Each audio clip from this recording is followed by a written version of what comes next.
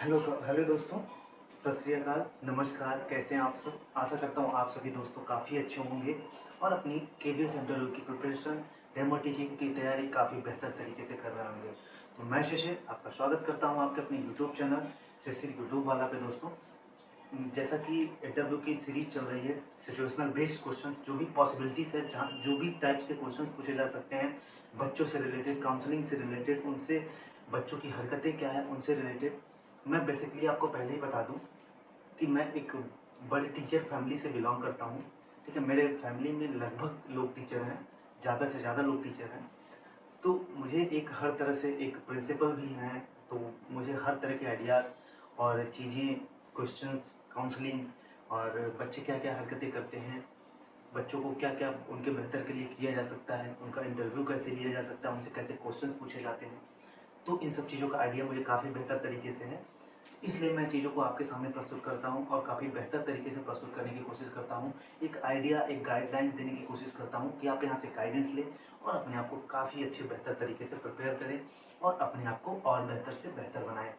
तो दोस्तों, रोज़ की तरह मैं फिर से कुछ सिचुएशनल बेस्ड क्वेश्चंस लेके आया हूँ, जो कि स्पेशली टीनेजर्स जो बच्चे होते हैं, ठीक है, टीनेजर्स जो होते हैं, ये क्लास 7 to 9 वाले जो बच्चे होते हैं, आप इनको कह सकते हैं 13 से 19 ईयर वाले बच्चे, जो 13 से 19 साल के बच्चे होते हैं और जो बेसिकली क्लास 7 to 9 के बच्चे होते हैं, ये एकदम जमीन स्तर से रिलेटेड एग्जाम्पल्स हैं और ये एक बहुत बड़ी धीरे धीरे गंभीर समस्या बनती जा रही है। तो यहाँ से पक्का जो साइकोलॉजिस्ट होता है, ठीक है, ये सब क्वेश्चन समझ लीजिए एक साइकोलॉजिस्ट के द्वारा ही दिए गए हैं और ये सब क्वेश्चन पूछे जाते हैं और पूछे ही जाएंगे, क्योंकि करंट इश्यूज जो बोलते हैं ना, केवीएस में करंट इश्यूज पूछी जाती हैं, तो करंट इश्यूज यही है दोस्तों, जो प्रैक्टिकल लेवल पे, जो ग्राउंड लेवल पे इश्यूज है बच्चों से रिलेटेड, आप उसको कैसे टैकल करेंगे। जो नई नई चीज़ें आ रही हैं, वो चाहे सोशल मीडिया से रिलेटेड हो जाए या नए नए इलेक्ट्रॉनिक्स चीज़ें या डिजिटलाइज चीज़ें, वो सब जो सब आ रही हैं, इनका कैसे समाधान किया जाए। तो ऐसे क्वेश्चंस पूछे जा रहे हैं इंटरव्यू में और ऐसे क्वेश्चंस विभिन्न टीचर्स एग्जाम के जो हुए हैं, इंटरव्यूज हुए हैं, वहाँ ये सब क्वेश्चंस पूछे गए हैं। तो इसलिए दोस्तों, मैं फिर से आपके सामने एक सिचुएशनल बेस्ड सीरीज लेके आया हूँ। तो आइए डिस्कस करते हैं बारी बारी से क्वेश्चन के बारे में, कि क्वेश्चन क्या हैं और उसके आंसर्स कैसे होने चाहिए। तो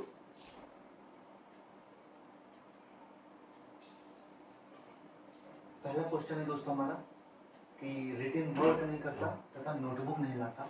कोई बच्चा है, रिटन वर्क नहीं करता तथा नोटबुक नहीं लाता।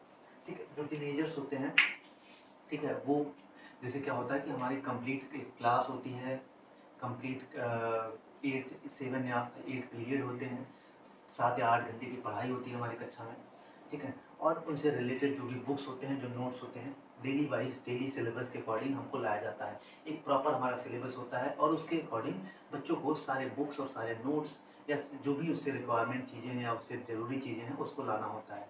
तो बच्चे नहीं लाते हैं जनरली, क्योंकि टीनेजर्स होते हैं, उनको एक अच्छा सा बैग चाहिए होता है, फैशनेबल बैग चाहिए होता है, जिसमें ज़्यादा बुक्स नहीं आती, ज़्यादा नोट्स नहीं आती। ऐसे बच्चे लेके आते भी नहीं हैं। तो इस तरह की समस्याओं को आप कैसे टैकल करेंगे? तो दोस्तों, इस तरह की समस्याओं का टैकल करने का तरीका सबसे अच्छा यही है दोस्तों, कि जब भी हमारा शैक्षणिक सेशन खत्म होता है, जैसे मान लीजिए अप्रैल में लगभग सारे कोर्सेज खत्म होते हैं और एक नया सत्र स्टार्ट होने जाता है, तो हम उसमें एक काउंसलिंग, ऐसा काउंसलिंग टीम बैठाते हैं या ऐसा पेरेंट्स टीचर मीटिंग रखते हैं या टीचर्स की कम मीटिंग रखते हैं और उसमें इन सब चीज़ों को डिस्कस करते हैं कि बच्चों को क्या, हमारा क्या टारगेट है इस सत्र का। इन सब चीज़ों को काफ़ी क्लियरेंस होता है और आप इंटरव्यूअर को बता सकते हैं कि सर, एज अ टीचर हम लोग मीटिंग ऑर्गेनाइज करके हम बच्चों के बेहतर के लिए जो इस सत्र में करने वाले हैं, उन सब चीज़ों को डिस्कस करते हैं और इन सब चीज़, जो भी चीज़ें उसमें डिस्कस की रहती हैं, उन सभी चीज़ों को हम अपने अपने क्लास के बच्चों को बताते हैं, उन कंप्लीट इन्फॉर्मेशन उनको प्रोवाइड करते हैं कि हमारा इस सत्र में क्या डिस्कशन होने वाला है और क्या नहीं होने वाला है, हमको क्या पढ़ना है, क्या नहीं पढ़ना है, कितने सब्जेक्ट होंगे, कितने विषय होंगे, कितने टॉपिक्स, कितने पीरियड्स होंगे, आपकी कक्षा में कौन कौन सी बुक्स होंगी। इन सब चीज़ों के बारे में कंप्लीट इन्फॉर्मेशन हम बच्चों के साथ एक, हो सकता है इंट्रोडक्शन क्लास रख के हम बच्चों के सामने प्रस्तुत करेंगे, ताकि एटलीस्ट बच्चों को ये पता हो कि कौन सी बुक्स लानी है, कौन से पीरियड्स हैं, कौन से पीरियड्स में कौन सी बुक्स हैं, कितनी बुक्स लाने हैं, क्या क्या लाना है। और दूसरी चीज़, अगर बच्चा फिर भी नहीं लाता, तो सबसे अच्छा किसी समस्या समाधान, कोई भी इंटरव्यूअर कोई भी सिचुएशनल बेस्ड क्वेश्चन पूछता है, तो आप दोस्तों बस इतना दिमाग में रखिएगा, सबसे पहले चीज़ों को खुद से समस्या समाधान करने की कोशिश करेंगे। पहले टीचर स्टूडेंट में बात होगी, ठीक, टीचर स्टूडेंट से बात नहीं बनती, टीचर पेरेंट्स से बात होती है। ठीक, अगर टीचर पेरेंट्स से भी वो समस्या नहीं सॉल्व होती है तो उसके बाद एक ट्रेन्ड काउंसलर्स या स्कूल के जो काउंसलर्स होते हैं उनसे बात की, उनसे समस्या का समाधान करने की कोशिश करें। इसी 3 चीज़ों में सारी समस्याएं घूमती फिरती हैं, तो इन्हीं 3 चीज़ों को हमको ध्यान में रखना है।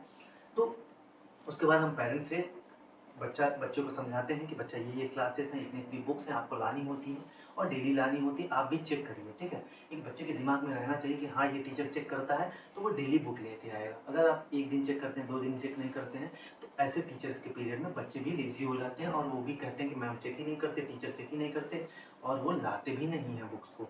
तो इसमें सबसे अच्छा तरीका यही है कि आप डेली चेक करिए, या वीकली 3-4 दिन, 5 दिन, आप वीक में किसी दिन अचानक से चेक कर लीजिए, तो ताकि बच्चों के माइंड में, एक दिमाग में कॉन्सेप्ट बना रहे कि हाँ, ये टीचर बुक्स वगैरह चेक करती हैं, क्या क्या का वर्क है ये सब चेक करती हैं और इसको हमको लाना चाहिए, और बच्चा देखिए डेली लाएगा भी। तो ये चीज़ें होती हैं, ये हम स्टेप उठा सकते हैं ऐसे बच्चों के लिए जो अपना होमवर्क नहीं करते, जो नोटबुक वगैरह नहीं लेके आते। और बाकी इसके बाद भी अगर ऐसी समस्या आती है तो हम सब पेरेंट्स से डिस्कशन करेंगे, पेरेंट्स के सामने बच्चों के बारे में बात करेंगे, उस समस्या का समाधान करने के तरीके उनको, पेरेंट्स को भी बोलेंगे कि आप भी क्रॉस चेक करिए, और एज अ टीचर खुद भी मैं क्रॉस चेक करूँगी। अगर दोनों साइड से क्रॉस चेक होता है तो बच्चा और एक्टिव हो जाता है और बच्चा समय से कार्य करता है, समय से नोटबुक लाता है। अगर पेरेंट्स भी मदद कर रहा है, टीचर भी मदद कर रहा है, तो आई होप सो इसका एक बेटर आंसर मिल गया होगा दोस्तों। वही बात करते हैं दूसरे क्वेश्चन की। ये बहुत एकदम नहीं होता कि ज्वलंत मुद्दा होता है ये स्कूल्स का, कि जो टीनेजर्स होते हैं, ठीक है, हम लोग भी जब स्कूल्स में रहते हैं, आप लोग भी नोटिस करिएगा कि जो बच्चे होते हैं 8, 9, 10th वाले, वो नए नए hair style, spike hair style करते हैं जेल लगा के, और शॉर्ट्स पैंट पहनते हैं, मतलब थोड़ा टाइट पैंट पहनते हैं, नैरो पैंट पहनते हैं, और टैपर्ड फिट जो भी फिट आती है, शॉर्ट वाले पैंट पहनते हैं, और अलग अलग हेयर स्टाइल्स, हर अलग अलग प्रकार के स्लीव्स करवाते हैं, छोटे स्लीव्स करा लेते हैं। वही बात करें लड़कियों में भी ये सब चीज़ें देखी जाती हैं। एक प्रॉपर स्कूल यूनिफॉर्म होना चाहिए, उससे हट के लोग यूनिफॉर्म बना लेते हैं, बोलते हैं स्लीव शॉर्ट्स था, ये था। तो ये सब समस्याएं आती हैं, ये सब समस्याएं रियल सिचुएशन है, ग्राउंड लेवल की समस्याएं हैं, और यही आजकल की जो ज्वलंत मुद्दाएं हैं स्कूल से रिलेटेड। एक डिसिप्लिन कमेटी में मेरे पिताजी रहते हैं, जब स्कूल का ये सब होता है तो उन्होंने ये समस्याओं को मुझे बताया, तो मैं आपको बात बताने की कोशिश कर रहा हूँ। तो ये सब चीज़ें होती हैं वहाँ पे, तो इन सब चीज़ों को आप कैसे टैकल करेंगे?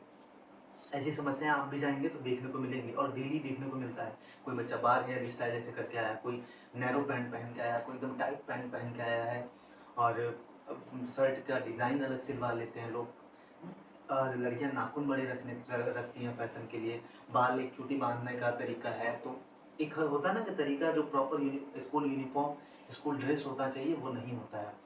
तो इसके लिए आप क्या कैसे टैकल करेंगे इन समस्याओं को? तो सबसे पहले चीज़ें हम बच्चों से बात करेंगे क्लास में कि बच्चों, ये सब जो चीज़ें हैं, हमारे कुछ स्कूल्स के रूल्स और रेगुलेशन हैं, आपको उसको फॉलो करने होंगे। ठीक है, वो स्कूल्स के गाइडलाइंस में लिखी होती है चीज़ें कि आपको ऐसे प्रॉपर यूनिफॉर्म में रहना है।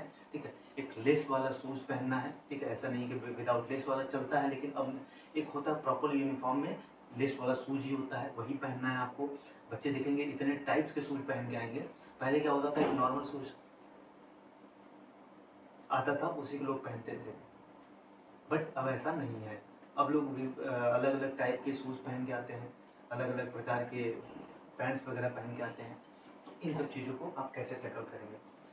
तो इन सब चीज़ों को टैकल करने का दोस्तों सबसे अच्छा तरीका यही होता है कि आप पहले बच्चों से बात करेंगे। आप कक्षा में अपने बच्चों को समझाते हैं, और अपने बच्चों को जब समझाते हैं कि ये सब चीज़ें नहीं होनी चाहिए, स्कूल का एक प्रॉपर गाइडलाइंस है, स्कूल का प्रॉपर एक यूनिफॉर्म है, स्कूल के प्रॉपर तौर तरीके हैं। ठीक है, आपको उसी रूप में आना है, उसी फॉर्मेट में आना है क्लास के स्कूल्स में। जो भी स्कूल्स के ड्रेस हैं, प्रॉपर यूनिफॉर्म है, प्रॉपर शूज़ है, प्रॉपर जो भी रूल्स और रेगुलेशन है, आपको उसको फॉलो करने चाहिए। अगर फिर भी बच्चा नहीं फॉलो करता, अगर आपको 1 वीक में पता चल जाता है, तो आप पेरेंट्स टीचर मीटिंग में ये सब चीज़ें डिस्कस करते हैं, उनके पेरेंट्स को बुलाइए।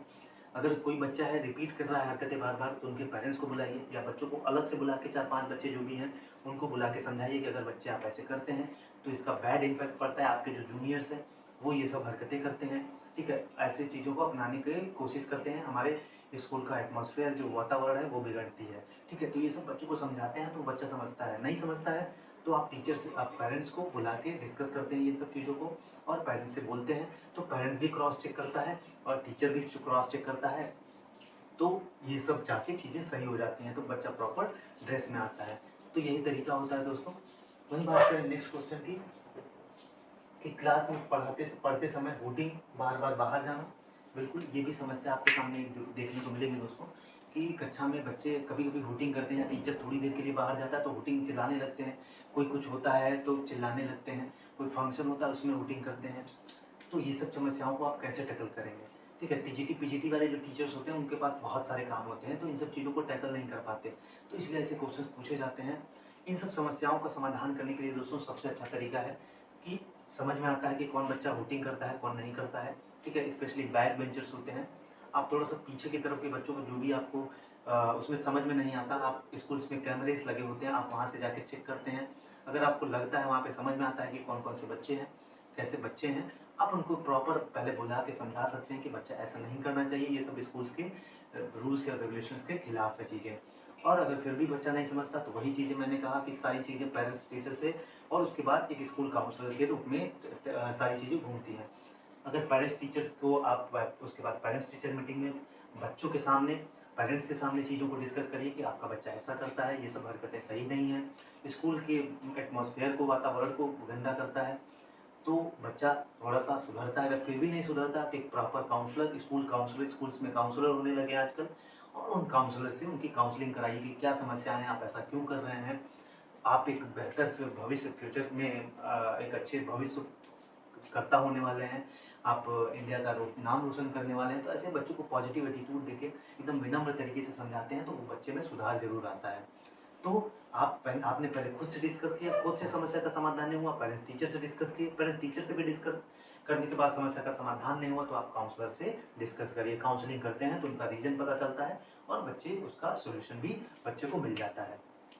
वही बात करें क्लास में पढ़ते समय लंच बॉक्स नहीं लाते बच्चे, जो 7th 8th 9th वाले हैं, इसका मेन, इस क्वेश्चन का मेन रीज़न यही है दोस्तों कि जो लंच बॉक्स नहीं लाते हैं और जो कैंटीन होती है स्कूल की, वहाँ पे बड़े बड़े लंबे लाइन लगाते हैं, स्पेशली जो लंच पीरियड होता है 15-20 मिनट 25 मिनट का होता है, और उसमें बड़े बड़े लाइन्स लगा लेते हैं बच्चे, तो वहाँ पे थोड़ी सी बहुत इश्यूज़ क्रिएट होती है, तो ये भी एक समस्या बनती जा रही है।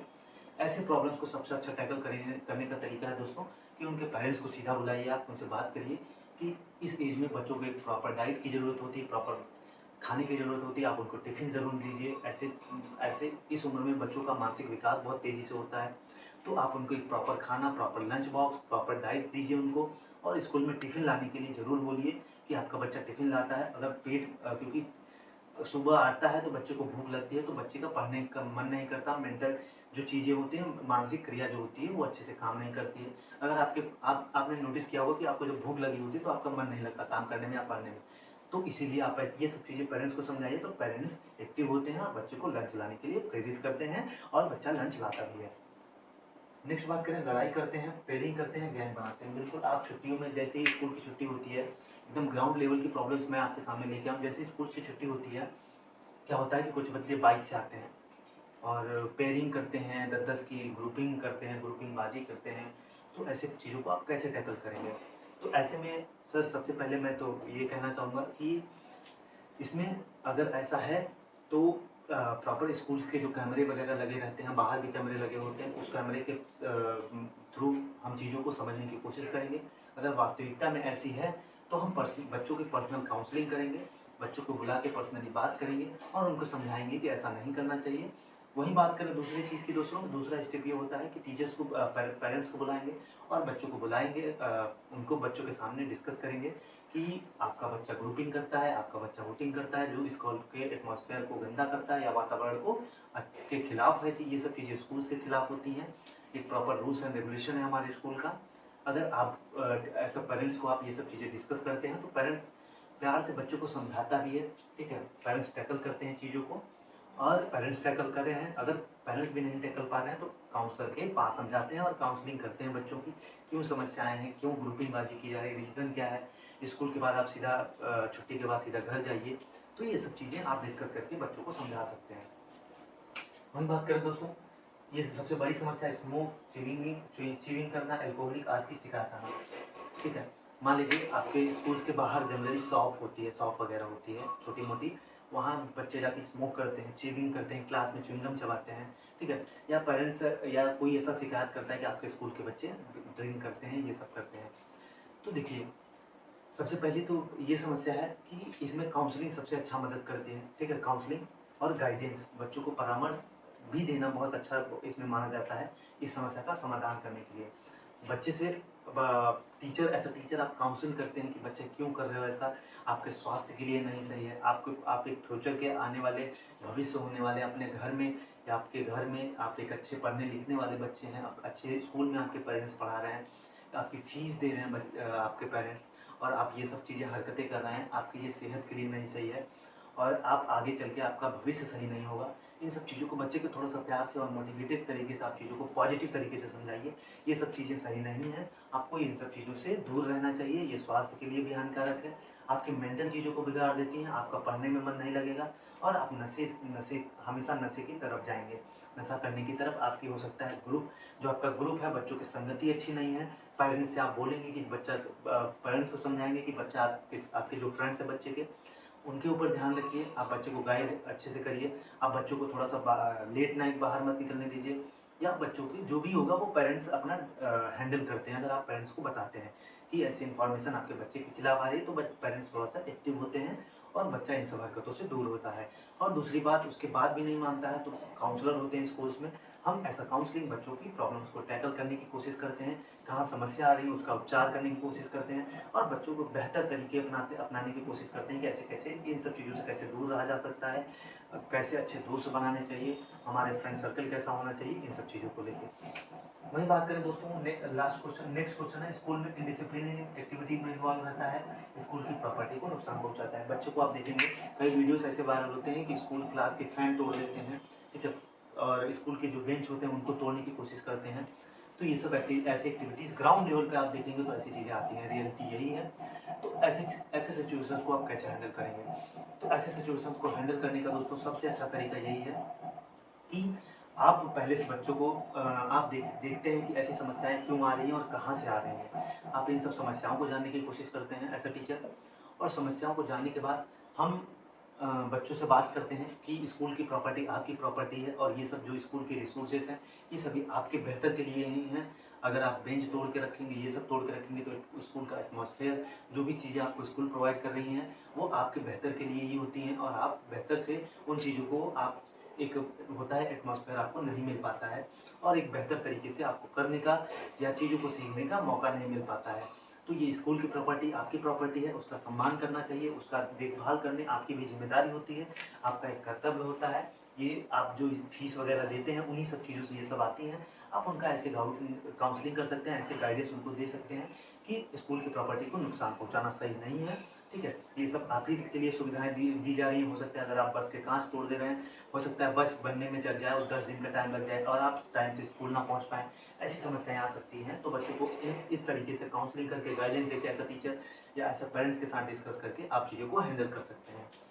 वही बात करें दोस्तों नेक्स्ट क्वेश्चन की, पीटीएम में अलग अलग पर्सन को ऐसा पेरेंट्स बनाकर लाना, ये समस्या सबसे जेन्युइन है और एकदम ग्राउंड लेवल पर देखेंगे तो ये समस्या बहुत है, ठीक है। कि क्या होता है कि एक बच्चे की शिकायत कोई आती है तो बच्चा किसी भैया को, अगल बगल वाले पड़ोसी भैया को बना के पेरेंट्स लाते हैं, ठीक है। तो इस सिचुएशन को आप कैसे हैंडल करेंगे? तो ये टीचर की गलतियाँ होती हैं जनरली, ठीक है। तो इस समस्याओं का समाधान आप कैसे करेंगे? तो इन समस्या समाधान के लिए सबसे अच्छा यही है दोस्तों कि हर बच्चे का जो एक रिपोर्ट होता है, एक पोर्टफोलियो होता है, उसमें हम जो उनके पेरेंट्स होते हैं उनकी फ़ोटोज़ चिपकवा लेंगे, ठीक है। उस पोर्टफोलियो में सारी चीज़ें हम सारे इन्फॉर्मेशंस को रखेंगे, उनकी फ़ोटोज़ के साथ चीज़ों को रखेंगे ताकि हमको एटलीस्ट एज़ अ टीचर ये पता होना चाहिए कि ये इनके पेरेंट्स हैं, इनके भाई हैं, इनके बहन हैं, इतना तो पता ही होना चाहिए। क्योंकि आप फ़ोन कॉल से बच्चों के चीज़ों को डिस्कस करते हैं ऐसा पेरेंट्स के साथ, तो आपको इन सब चीज़ों को पता होना चाहिए। पहली चीज़ ये हो गई कि आप पोर्टफोलियो में उनकी सारी इन्फॉर्मेशन उनके फ़ोटो के साथ रखनी चाहिए, आपको उनका कॉन्टैक्ट नंबर रखना चाहिए। कभी-कभी क्या होता है कि बच्चे अपना कॉन्टैक्ट नंबर दे देते हैं या गलत कॉन्टैक्ट नंबर दे देते हैं।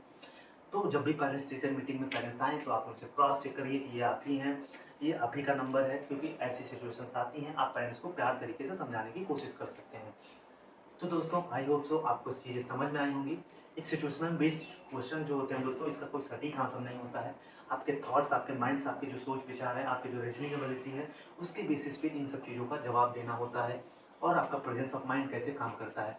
तो इन सभी क्वेश्चंस को मैं बस इसलिए आपके सामने प्रस्तुत कर रहा हूँ, एक बार आप पूछ के देखिए अपने आप से, आपके अंदर से इसका जवाब क्या आता है, या आपको कहीं और बेहतर से जवाब मिलता है। तो इन सभी जवाब को, इन सभी आंसर्स को एक बार कलेक्ट करके एक प्रॉपर आंसर्स पे आप आ सकते हैं। एक प्रॉपर जो कहते हैं ना, एक जवाब देने का आंसर होता है, वो आप उस पर एक बेटर प्लेस पे आ सकते हैं, एक बेटर चीज़ों को आप बोलने में सक्षम हो सकते हैं और एक बेटर डिसीजन ले सकते हैं। तो इसीलिए एक बार आप ज़रूर पूछिए इन सब क्वेश्चन को, अपने आप से डिस्कस करिए कि हाँ ऐसा इसकी सोचिए, इसके बारे में सोचिए कि इसका जवाब क्या हो सकता है। और आप जब खुद चीज़ों को करते हैं तो आपके पास एक बेहतर जवाब होता है, क्योंकि जवाब आप ही को देना है। मेरी जिम्मेदारी है आपको एक गाइडेंस देना, आपको एक क्वेश्चन प्रोवाइड करना। हाँ, ऐसी सिचुएशंस आपके सामने आ सकती हैं, ठीक है। तो इस वीडियो में यहीं तक दोस्तों, आशा करता हूँ आपको सारी चीज़ें समझ में आई होंगी। फिर मिलेंगे एक नए टॉपिक के साथ, एक नए क्वेश्चन के साथ, नए रिसोर्सेज के साथ, ठीक है, आपके अपने इस यूट्यूब चैनल पे। तब तक के लिए जय हिंद, जय भारत।